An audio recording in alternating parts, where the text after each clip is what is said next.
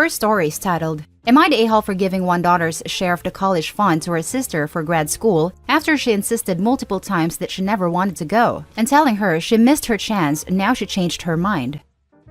I have two adult daughters who are 18 months apart in age. I've been binge-watching The Crown, so let's call them Elizabeth, 33, and Margaret, 32. Thanks to a combination of saving and money my husband inherited, we had college funds for them. We told both daughters growing up that we had enough saved for them to get an undergraduate degree debt-free, within reason. We made it clear that we couldn't afford them to go to NYU and put them up in an apartment in Manhattan, but they could go to an in-state school without worrying about loans. Elizabeth was always very studious and got a 75% scholarship to Berkeley. We were able to pay for it, as the scholarship made it comparable to paying for an in-state school. We also went halves with her in the cost of doing a 6-week study abroad trip to Europe that gave degree credit. Margaret was always far less studious and did what she had to do to get by in high school and not an iota more. She chose not to go to college and had no interest in it for years. Margaret has been working in bars and clubs for years and has gotten by fine. She also took some working holiday/backpacking trips abroad. Elizabeth graduated and got a job she was happy with in her field. A few years after graduation, she wanted to do a master's that would enhance her career prospects. We still had Margaret's share of the money. I asked then 28-year-old Margaret if she still had no college plans. Even after I explained I was simply asking to make sure she still wanted to go to college before I gave what was left in the account to Elizabeth for her grad school, Margaret got annoyed about how I'm sick of being asked about college. What part of that do people not understand? We barely ask her, but I know she fielded the question a lot from extended family and with people she met in life. So, we gave it to Elizabeth, who went to/graduated from Stanford with a combination of scholarship/grants and a college fund. 4 years later, Margaret wants the money to go to college and asked us to pay for her. She absolutely lost it when we reminded her she said she didn't need it and we gave it to Elizabeth. I think the pandemic has shaken her and she's realized she needs a real career, as she is now an unemployed 32-year-old bartender in the coronavirus era, and most of her former let's go work/party in Australia for 12 months friends are settling down and having kids. My husband and I simply can't afford to pay for Margaret to go to college now, unless we hand over a huge chunk of our retirement savings and work for many more years than planned. My husband has struggled with a lack of energy since recovering from cancer 3 years ago, so may well need to retire early. I'm also not convinced she has the motivation to follow through all the way to graduation. Am I the a-hole for telling her that we gave her 10 years to take up the option of paying for college? She said repeatedly she didn't want it, and we double-checked before Elizabeth got it. So, she needs to work it out for herself if she wants to go. Now for the top comments. Not the a-hole. She's a grown adult at this point. And as a grown adult, wouldn't she have an easier time getting financial aid since she wouldn't have to disclose her family's income? Not the a-hole. You gave her many opportunities, including letting her know about shifting the money to her sister's grad school if she didn't want to go to college. She made her decision, free of outside pressure. Yes, and she's 32. I'm not saying a 32-year-old can't go to the college. She was given opportunity to study at a young age, but she didn't take it. Her decision and her choice. But now she's 32 and no one else is responsible for her but herself. If she's that keen, she should take a loan, not the a-hole. I'm 31 and recently finished a master's. While tuition is cheaper here and I got some low-interest loans to help, at no point did I consider it reasonable to ask my parents to help me out with tuition. Not the a-hole. If it had been just a year or two after high school when you asked her if her decision was final, I'd say it is a bit harsh, especially because I think the pressure put on kids to decide what to do with their whole lives when they are still teenagers is insane. But she was 28 when you asked if her choice was final and she said yes. That's an adult with a few years of life experience under her belt. This. As far as I know, one is usually around 18 when one graduates high school, correct? That means OP gave her 10 whole years to change her mind, and then only ask for plans, not even set a deadline to be enrolled somewhere or something. And she was informed that the money would go to her sister's education. She still refused. That was her choice, that she now has to live with.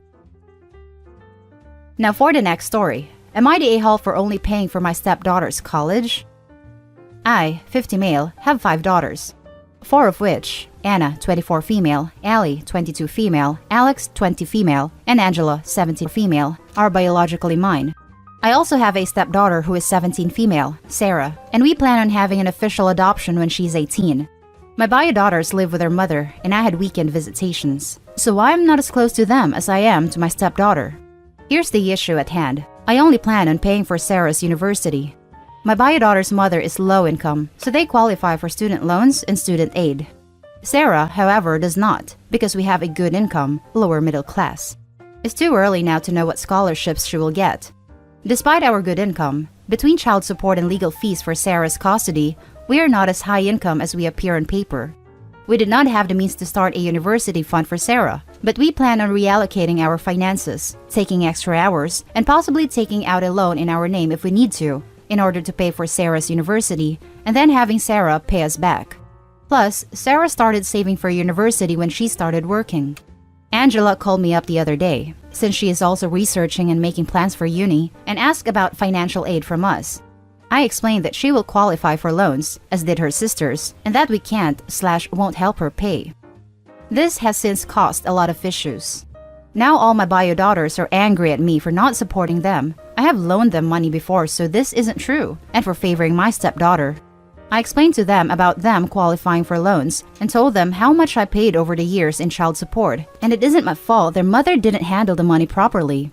Also, we are not legally on the hook for paying for post-secondary in regards to child support. I'm not sure if I'm the a-hole here. Reasonably, we can't afford to pay for both Angela and Sarah. Am I the a-hole? Edits for clarification. To clarify, 3 out of 5 of my daughters have already been to college. 1 graduated, 1 got pregnant and dropped out, the other 1 failed and dropped out. That part is kinda said and done, although they are still angry. It's only Angela and Sarah who haven't gone to school yet. Right now, they're researching/applying. The money that we will be earning from working overtime/tightening finances isn't going to be a life-altering amount. The major plan is to take out a loan for Sarah and have her pay us back. I realized the wording on the title was bad. Secondly, you all are accusing me of doing the bare minimum by paying child support and explaining child support couldn't pay for university. Read some of my comments where I outline this in detail. To everyone telling me in the comments and in PMs to just pay for college for all of them, why didn't you set up a college fund, etc.? If I could have, I would have. I can't make money materialize. My wife is not a new wife, and Sarah isn't a new kid. I've been married for 15 years and raised Sarah since she was a toddler. We tried to raise them all as sisters as best we could. And now for the top comments. Info.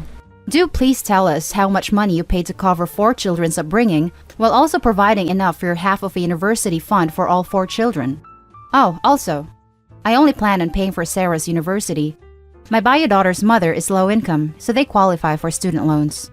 So your stepdaughter gets a fully paid education and your daughter gets a bunch of debt? My bio daughters live with their mother and I had weekend visitations, so I am not as close to them as I am to my stepdaughter. Did you even try? You can forge a decent relationship with people you see every weekend, as long as you care to do so. I'm 100% sure you're the a-hole here, but more info would be good. You're the a-hole. Curious to know if OP actually knows how much a child costs to even multiply it by 4. Must be hard to calculate from this middle income position higher than everyone else, huh? I paid a very large portion of my income over the years. I don't mind that part. Their mother, on the other hand, was constantly wearing designer clothing and getting food from restaurants just for her, while my daughters wore hand-me-downs and ate junk food for supper. I often still had to buy my children stuff, example, laptops for school, new clothing, food for lunch, etc. My ex lived in housing, so I know she had low expenses. I tried going to court to get stipulations on the money and failed. You're right that it would not have covered a university fund for all of them, but there definitely could have been a small portion put away. I don't want any of my children to have debt, but Sarah does not qualify for any assistance other than what she might earn from scholarships. If we don't help Sarah with her university, she might not be able to attend, unlike Angela. And I did try, but seeing my daughters every weekend is not the same as living together, especially because of the long driving distance, and when they got older, they started not wanting to visit us often. We also only have a 3-bedroom house, plus a basement, whereas they had their own bedrooms at home. You're the a-hole. I'll start by saying I don't think any kid is entitled to have their tuition paid by their parents. But you are showing favoritism for your stepdaughter. Just because your daughters can qualify for loans, they are still financially on the hook to pay those back. Your stepdaughter could technically get loans to cover her schooling as well, yet you are opting to help her and not your other children. Also, child support isn't necessarily to be saved for college expenses. It costs a lot of money to raise children, especially 4 of them. And the day-to-day cost of living expenses is what child support should be used for. That was a huge a-hole move to try and throw their mom under the bus in this situation. Your logic is that your bio-daughter can take out loans because she's low income, and you're giving your stepdaughter help because she's higher income? You're the a-hole. To clarify, I meant my bio-daughter gets student loans from the government. I'm trying not to give out too much info, to help out low-income families. Because of our income bracket, my stepdaughter doesn't qualify for anything like that. But we are not actually as high income as we appear on paper. Now for the last story. Am I the a-hole for guilt-tripping my dad for cutting me and my younger sister out of his will? My dad, 67 male, and I, 24 female, are very close and always have been. He is a good-hearted, generous, kind person who has dedicated his life and career to helping people. I recently found out that he adjusted his will, such that I and my younger sister, 22 female, are not included as beneficiary in any way. Instead, our older brother Nate, 45 male, will get everything. He says that this is solely because he thinks my sister and I can take care of ourselves, but Nate can't. For some greater context, my dad has fully financially supported Nate for his entire life. He spends his time traveling around, painting. I think in his ideal world, he would be a professional painter, and dating lots of women. He's never had a job as far as I'm aware. He has recurring health issues stemming from an accident when he was a young adult, and he is bipolar. He's never required in-home care of any kind, but he has been intermittently in the hospital throughout my lifetime, maybe an average of once every couple of years for several days at a time. I've never visited him in the hospital though, nor has my dad, I believe, because he's almost always traveling outside of the US. Nate and I didn't grow up together because of the age difference, and I do not like him. He's always been a condescending jerk to me, my sister, and almost everyone, and his financial relationship with my father has always seemed manipulative to me. When my dad told me about the changes to his will, I started crying. Part of it was shock/surprise, but yes, if I'm being brutally honest with myself about the type of person I am, and if I'm being transparent with you all, I had always had an expectation in my mind that when my dad died, both of my siblings and I would all receive a sizable inheritance. For context, as per Google, my dad would fall somewhat above upper middle class by US income standards. And it almost felt like an injustice that I had always been a great daughter and very close to my dad, but that I was being cut out of the will so that everything could go to my brother, who's always been kind of a jerk. So I cried. Then I asked my dad if we could stop talking about it. That was a few days ago, and we haven't talked since. My partner says I shouldn't be reacting this way, that I should call my dad and apologize for guilt-tripping him just for wanting to take care of someone who needs it more than I do. I have a moderately successful career so far. For what it's worth, I'm not in any way planning to cut off contact with my dad, spend less time with him, or convince him to change his will back. I won't even bring it up. This is solely backward-looking to whether I was an a-hole when I cried and shut down the conversation. I know I mentioned before I'm really biased about Nate, so please give it to me straight if I'm clearly a greedy a-hole here. Now let's read the top judgment for this post. Not the a-hole, and honestly, your dad does suck for cutting you and your sister out. Yes, it's his money, but your brother obviously just expects it from him. It's a slap in the face. I would reconsider my relationship with my father. Not the a-hole for your reaction. Who wouldn't be upset if they found out their parent cut them out of the will completely in favor of someone else? Once you've both had time to calm down and process this, it may be a good idea to talk about it with dad, if only to give you a chance to tell him how you feel and why about what is done. Then you can move forward. I agree with all this for sure. Not the a-hole. If he really cared about Nate, he'd set up a dedicated insurance policy outside of his regular wealth to fund for his needs, not cut off the rest of his family. It would be cheaper too than handing someone an estate to deal with. Not the a-hole. I think it would be a normal reaction to be hurt by being cut out of a will for your other sibling for basically no reason.